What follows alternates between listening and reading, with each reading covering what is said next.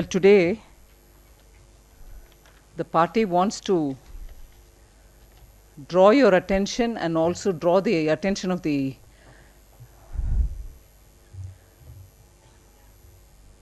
people of India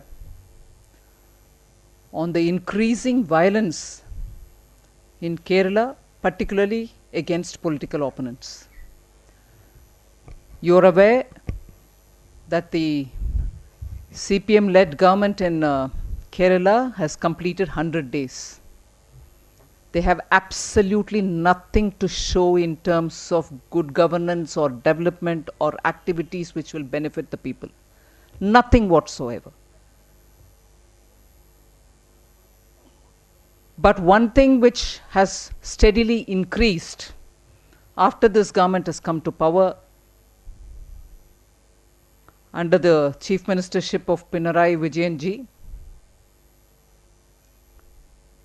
is the violence which is reflective of what has been happening or what has always happened in a CPM-led government, be it in West Bengal or earlier in Kerala.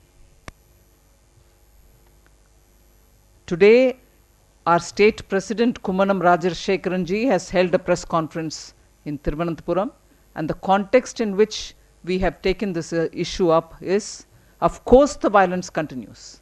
But last night, between 11:45 and 12, I am told, a helmet-wearing, motorbike riding person threw something at the office, the Thiruvananthapuram office, which is in a rented building, the BJP office in Thiruvananthapuram, which exploded.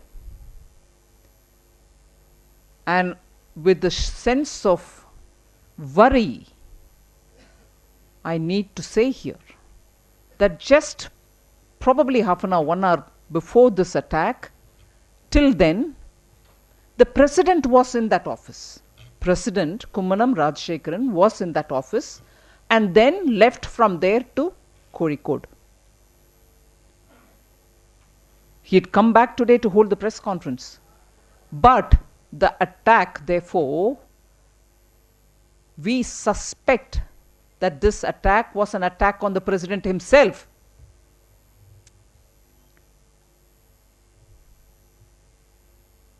And this is not one odd attack.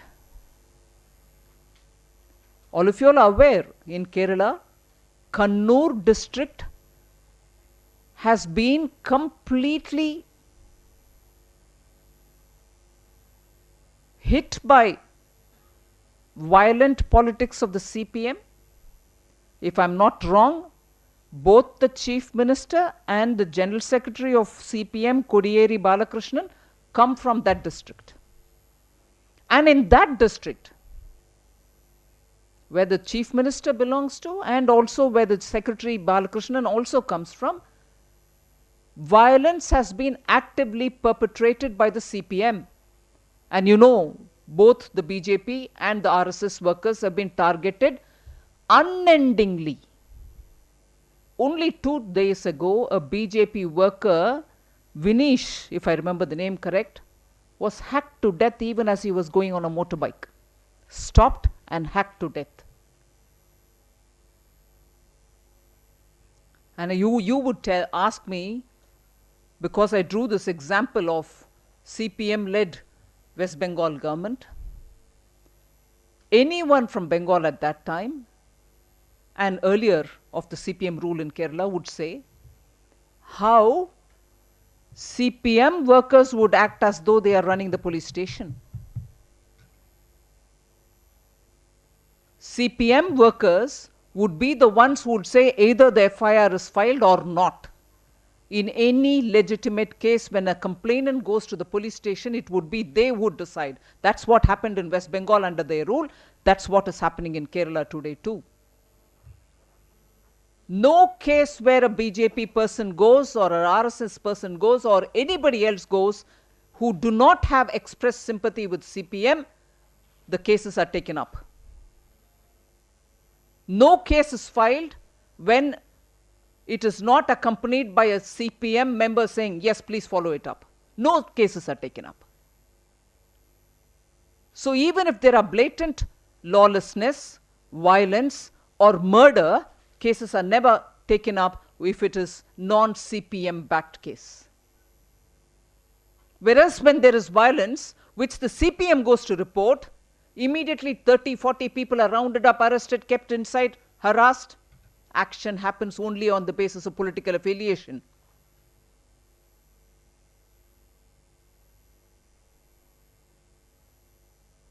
To the extent that Kodiyeri Balakrishnan apparently has said that he will ask the CPM workers to go into temples to see if there are shakas being held. CPM workers will try to see if shakas are being held in temples, will stop them.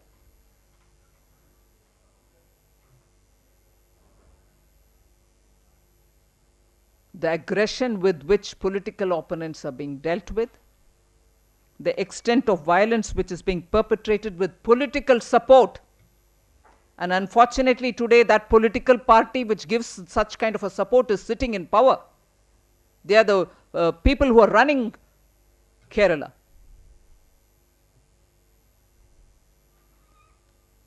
And again, one other example. One of the reserved constituencies in the Thiruvananthapuram Corporation, Valiyasalai, I think, which is a reserved constituency, a corporator, a lady corporator, who's a BJP corporator, lady reserved constituency corporator who's elected, her office was attacked in the night. Stones were thrown at her office. Luckily, she was not there. But houses in the neighborhood were all affected because of that.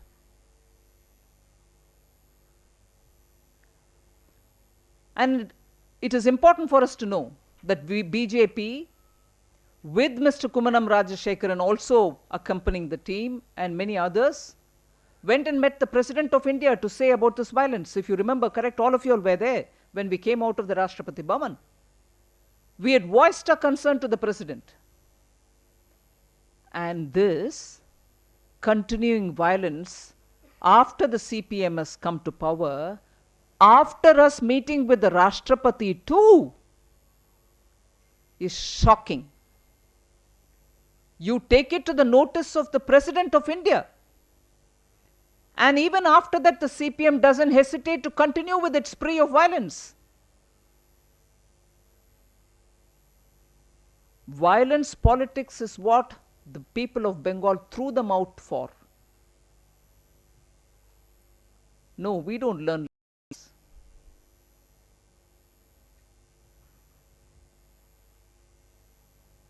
And this is not just in Kannur. Kottayam, Ernakulam, all of them are seeing the same spate of violence. It's no longer Kannur means CPM, CPM means violence. It is CPM today, any part of Kerala, the same kind of Kannur formula is being followed.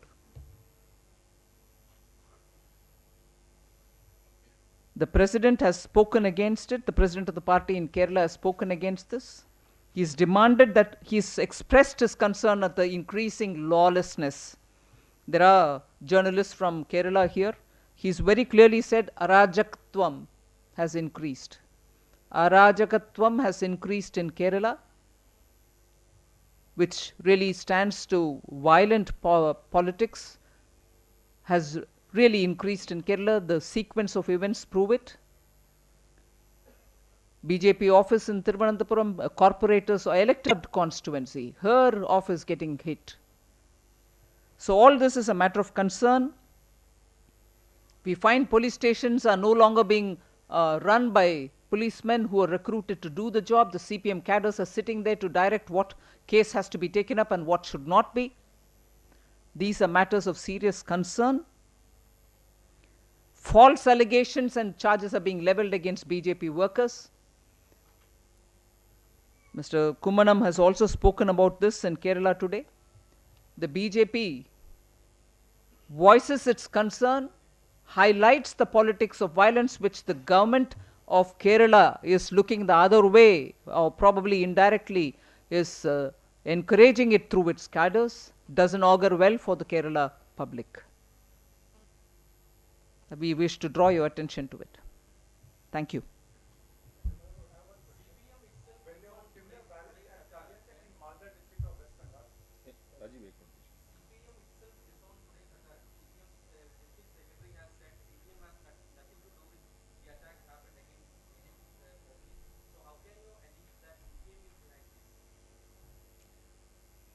It's all right for a party which is being alleged to say we have nothing to do with it. But the objective way of looking at it is to, after establishing proven inquiry proving as to who has done it, who's been perpetrating violence in Kannur, who are the ones who are threatening people in the name of ideology. Let there be a clear-cut inquiry.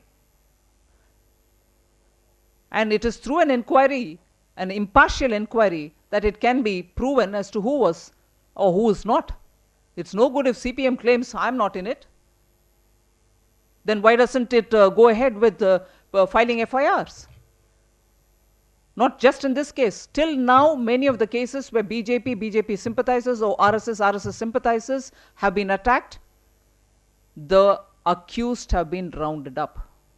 Not in one have they rounded up the case. So it's all very well for them to say, no, we have nothing to do with it. Does anyone believe it? I'm sorry, no.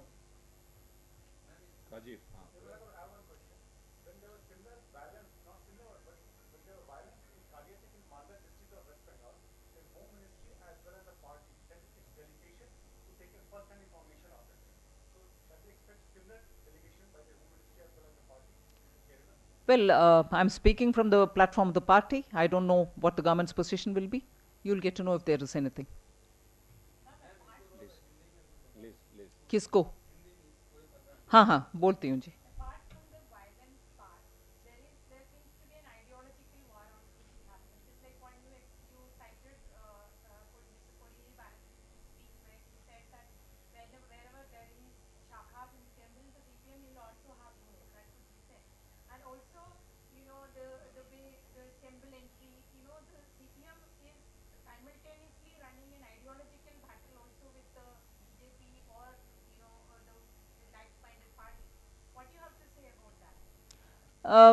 Well, first of all, aside, I want to give a light-hearted response. CPM wants to go and set up a unit in a temple? I thought they don't believe in worship, temple or prayers or anything like that. Why do they want to get into a temple now? Okay. Yes, ideological, if you have a warfare, please have it. But ideological warfare should be on the ideology, not violent warfare. We don't believe in violence. The CPM may believe in violence. But I'm sorry, we are not engaging in a violent warfare. Let's have any number of discussions on ideological matters. But that cannot be accompanied by violence. That's exactly what Rajiv also asked. I'm speaking from the party today. I do not know whether there'll be any intervention from the government. I can't answer for that now.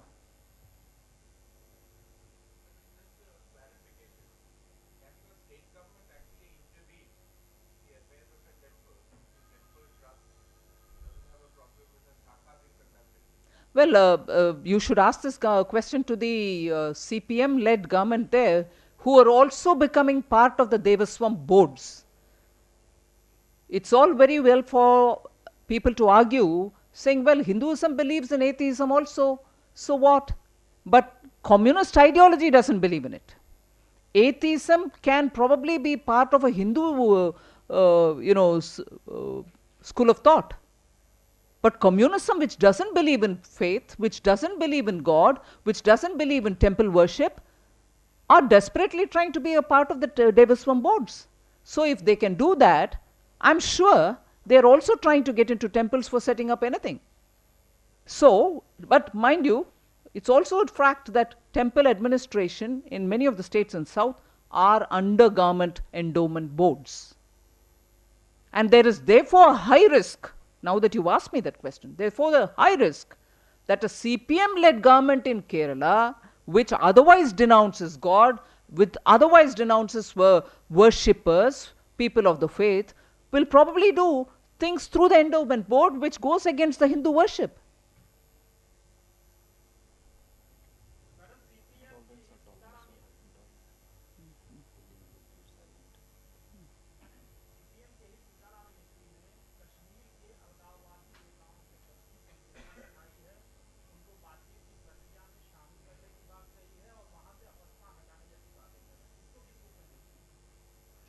मैं पहले राज्यसभा में वरिष्ठ सदस्य हैं, उनको उनके अपने केरला में जा करके उधर इतना क्यों उनके सरकार के रहते हुए वायलेंस इतना हो रही है, वो भी पॉलिटिकल ओपोनेंट्स के ऊपर क्यों हो रही है,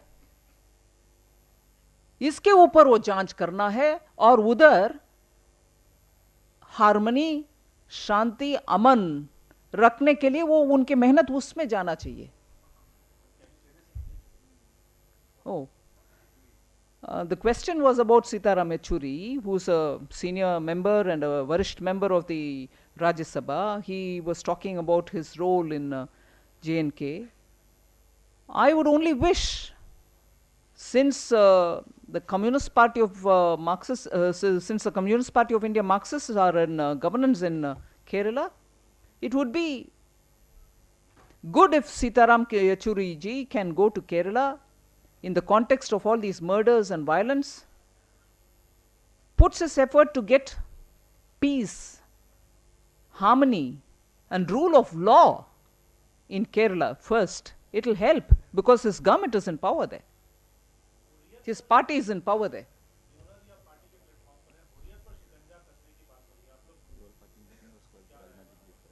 जी, जम्मू एंड कश्मीर के विषय में ऑल पार्टी डेलीगेशन गए हैं और गृह मंत्री श्री राजनाथ जी गए हैं, उनके ब्रीफिंग में ये सब विषय खुलासा होगा.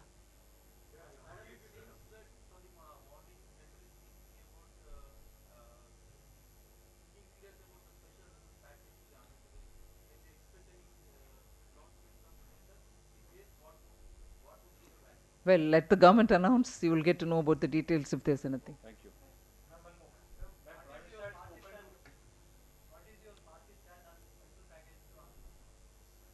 Party stand has been beautifully explained during the Rajya Sabha debate. Both the finance minister and senior leader, cabinet minister Venkaiah ji also spoke about it. That's been made plain during that debate.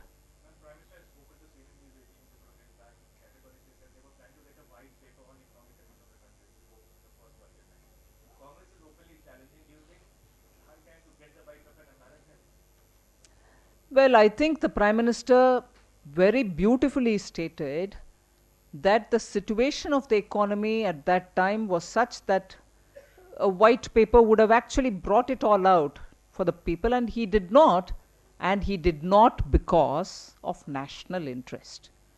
He mentioned that, and I think that itself adequately answers the question.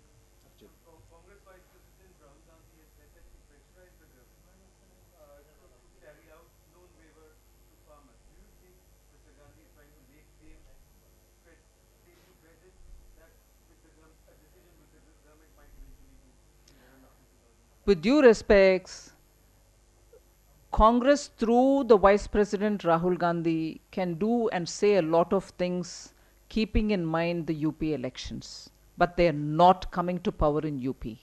Let them do anything that they want. They are not going to be received by the people of UP. So there it is. Thank you.